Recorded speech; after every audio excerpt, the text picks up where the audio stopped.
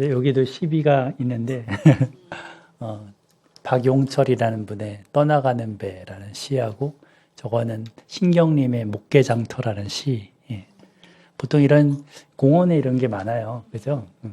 그래서 다 읽지도 않고 그냥 이제 지나가긴 하지만 이런 식으로 새겼다라는 얘기고, 여기에 이제 그 여호수아 8장 30절에 35절에 그대로 준행한 게 나오거든요. 오늘 본문을 그대로 한 게 8장 여기 30절입니다. 그래서 하나님을 위해서 에발산에 제단을 쌓았다. 그리고 번제물과 화목제물을 드렸다라고 나오고, 돌에 율법을 기록했다. 그 다음에 레위 사람 제사장들 앞에서 언약궤 좌우에 섰고, 절반은 그림심산, 절반은 에발산 앞에 섰다.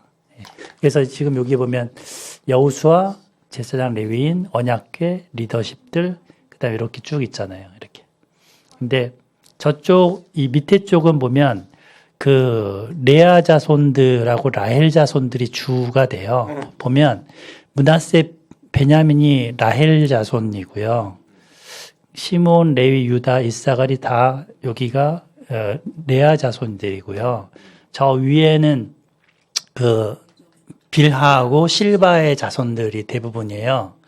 그래서 어찌 보면 저 저주 쪽에 그 약간 첩 자녀들이 이렇게 가 있고 본처들 자녀들은 이쪽 축복 쪽에 가 있어 갖고 약간 의도적이지 않나라는 생각도 들거든요. 예.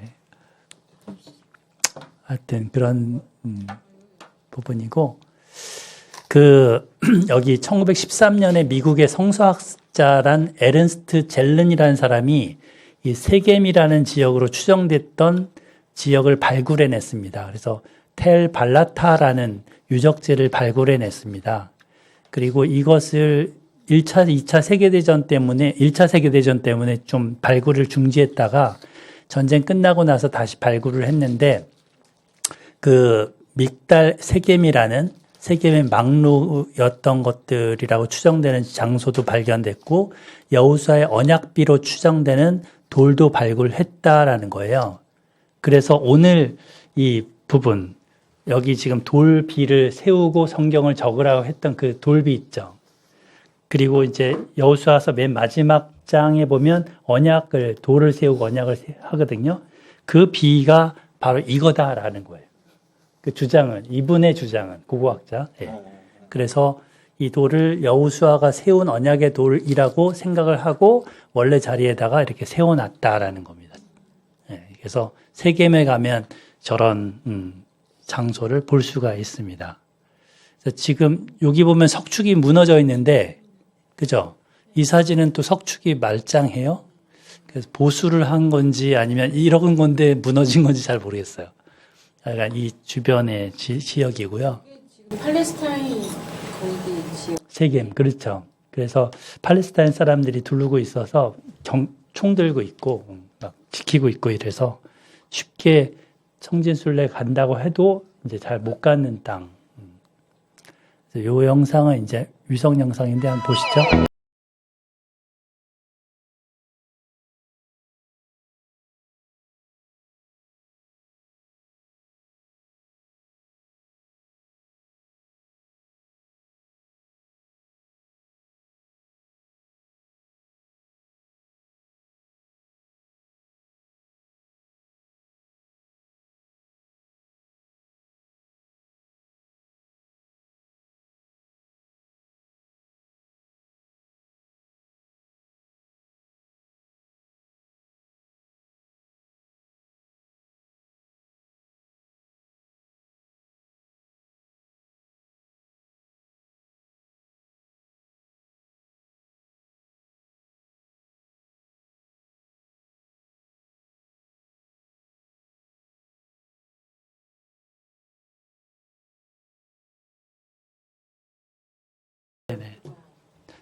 뭐 집들도 되게 많은데 한 5층 정도 건물들이네요. 예, 예. 그죠? 그래서 여기서 예수님이 이곳을 지나가면서 사마리아 여인도 만나고 그랬다니까요. 세겜 이 땅은 되게 성경에 많이 나와요. 특별히 야곱이 그 디나 사건, 그죠? 예.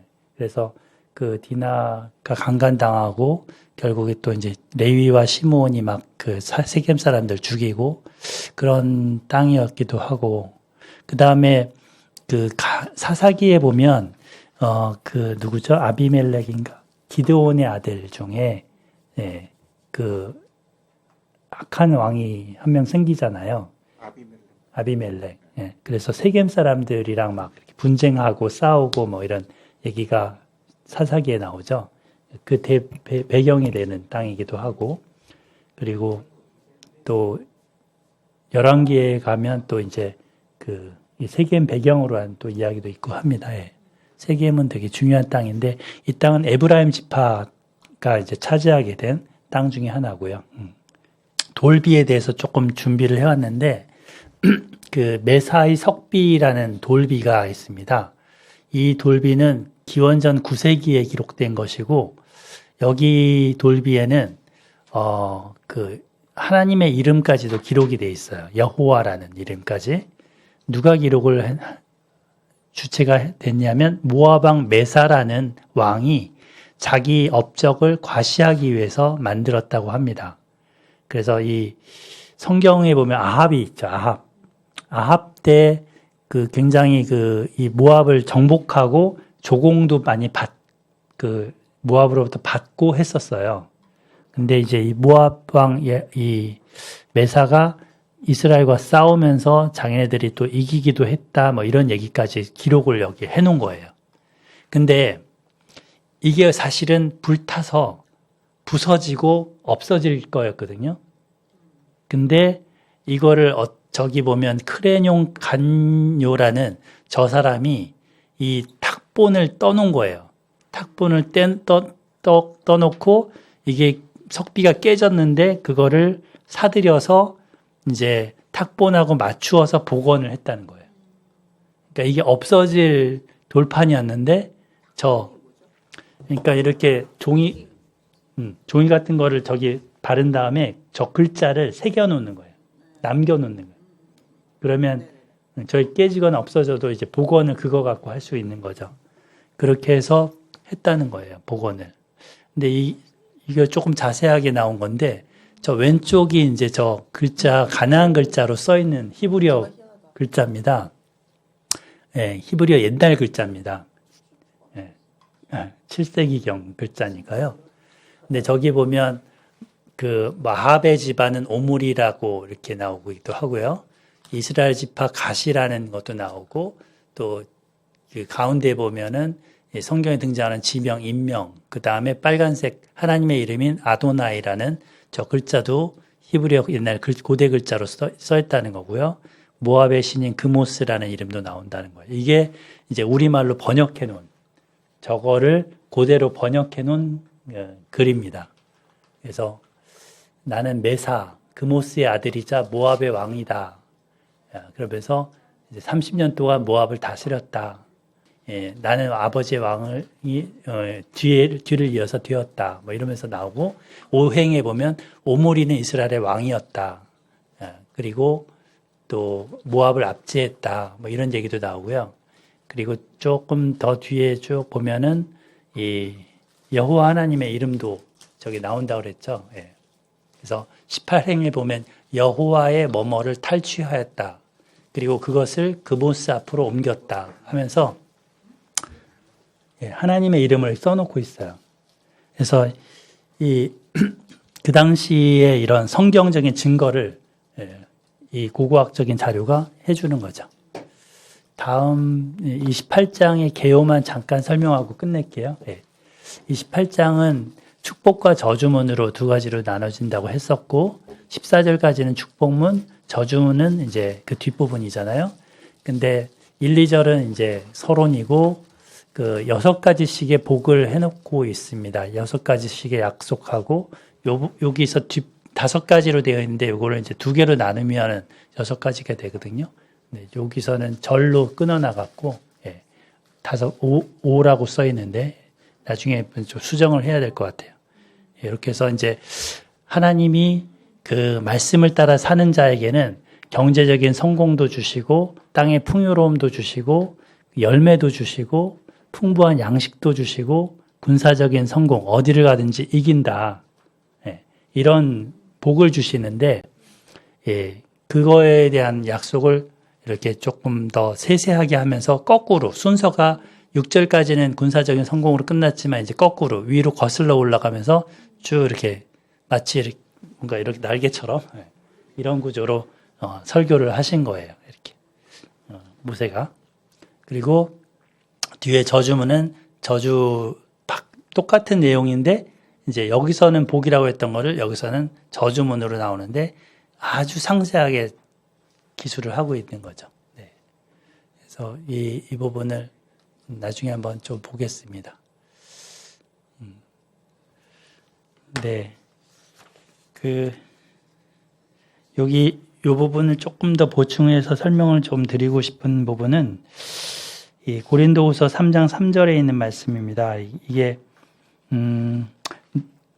고린도 성도들을 편지라고 그리스도의 편지라고 하는 부분인데 이게 배경 설명이 좀 필요해서요. 우리 한번 펼쳐볼까요? 고린도후서 3장. 성경이 사실은 그냥 보면 잘 이해가 안 되는 부분들이 많아서 예. 자, 고린도후서 3장. 바울 사도가 우리가 다시 자천하기를 시작하겠느냐라는 말로 시작을 해요. 그리고 우리가 어찌 다 어떤 사람처럼 추천서를 너희에게 붙이거나 혹은 너희에게 받거나 할 필요가 있느냐라는 식으로 얘기하죠. 이 당시 고린도 교회에 거짓 선생들이 들어왔어요. 근데 이 사람들은 추천서를 가지고 왔어요. 유명하다는 사람들의 추천서를 받아서 왔어요. 반면에 바울은 추천서가 없었어요. 예, 없었어요. 그래서 이 거짓 선생들이 공격하는 게 뭐냐면 바울은 거짓 교사야. 그들은 사도도 아니야. 추천서도 없잖아. 이런 식으로 공격을 해대는 거예요. 그러니까 바울은 이제 이것에 대해서 그래? 이러면서 너희 성도들이 내 사역의 열매고 너희가 추천서야. 너희가 예수님이 보낸 편지와 같은 그런 편지야 라는 거죠. 예. 그래서 2절에 보면 너희가 우리의 편지라 우리 마음에 썼고 여러 사람이 읽고 아는 바라 다 우리들이 진짜 사도라는 거를 보여주는 증거다. 이렇게 이제 얘기를 하는 거죠.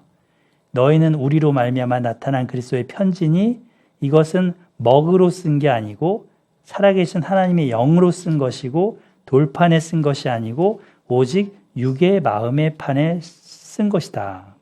이게 이제 썼다라는 거는 그 성도들의 마음에 썼다는 거죠.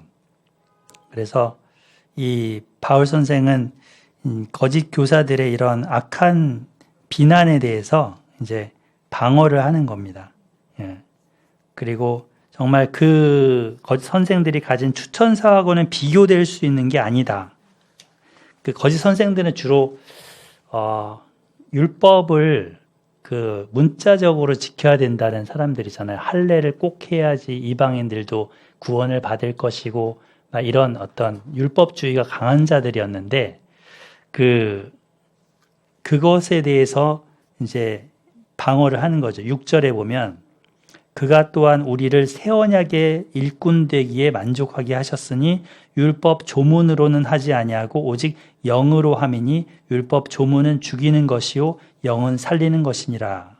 돌에 써서 새긴 죽게 하는 율법 조문의 직분도 영광이 있어 하면서 모세를 얘기를 하는데 지금 우리 오늘 본문이 돌에 써서 그거를 율법을 지키게 하라 명했던 모세 그 부분을 얘기하는 부분이잖아요. 근데 그거보다 더 큰 직분을 신약 사도는 더 가지고 있다는 거죠. 8절에 보면 영의 직분을 갖고 있다. 그리고 9절에 보면 저주를 막 선포하는 그런 정죄의 직분도 영광이 있지만 의의 직분은 더 영광이 넘친다. 이렇게 비교하고 있고요. 그래서 모세하고도 비교하는 이유는 그 당시 이 거짓 선생들이 모세를 높이면서 모세의 율법을 더 강조하면서 복음을 이렇게 공격한 거죠. 예. 그렇기 때문에 바울 사도가 이렇게 3장에 구구절절히 좀 자신을 변호하는 내용을 하고 있는 거고요. 모세는 새 언약이 아니라 옛 언약이지만 수건을 가렸지만 결국 우리에게는 하나님의 영이 있기 때문에 자유함이 있다. 그래서 우리는 오히려 다 벗은 얼굴로 거울을 보는 것 같이 주님의 영광을 본다 하면서 마치고 있습니다. 그래서 이 쓴다라는 글을 써놓는다라는 내용이 여기 중복돼 있어서 한번 가지고 한번 나누고자 해서 갖고 왔습니다.